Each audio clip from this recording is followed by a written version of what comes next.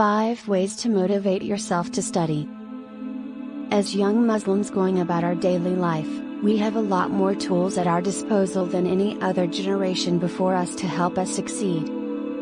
I will share 5 ways to motivate oneself. 1. Why? Time has changed greatly. Why is it that you are studying? Actions are by their intentions. What made you want to come to university? To pursue your degree? It is important to remind oneself why Allah prescribed those acts, and that helps people to stay motivated. Whenever motivation is an issue, ask yourself, why? This is similar to when acts of worship become burdensome. 2. With the right intention, you are in an act of worship. Your studies and education in general can be an act of worship in various different ways. However, I often hear from my peers and juniors that one of the most difficult aspects of their lives is to find the motivation to study. If you are studying something solely to please Allah, that is worship. The pleasure of the Lord is in the pleasure of the parents.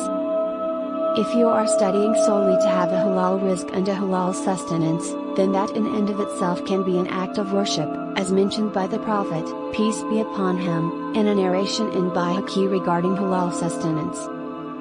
3. No devil. It can be anything from wanting to please Allah, to serving one's parents, to just be a means of sustenance for oneself. With the right intention, every second of your education could become an act of worship. It is important as Muslims to always remember that Satan exists. Satan would much prefer to do his work in secret and for us to be moving around in circles.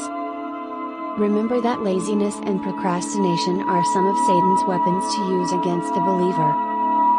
Seek refuge in Allah from Satan, and let go of his shackles. 4. Make dua. No matter what kind of struggle we are going through life with, Allah's help is always near.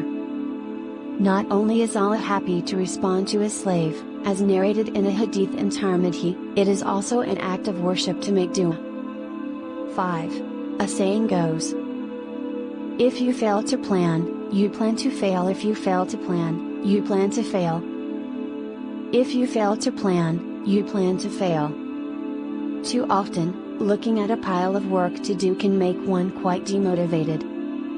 It is important in these times to remember that nothing is impossible. Make a plan for how things will be covered, and break it down into sizable portions. Whichever it is, make sure you plan for the time ahead.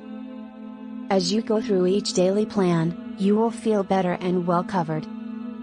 Things will feel easier and you will find the motivation back to study.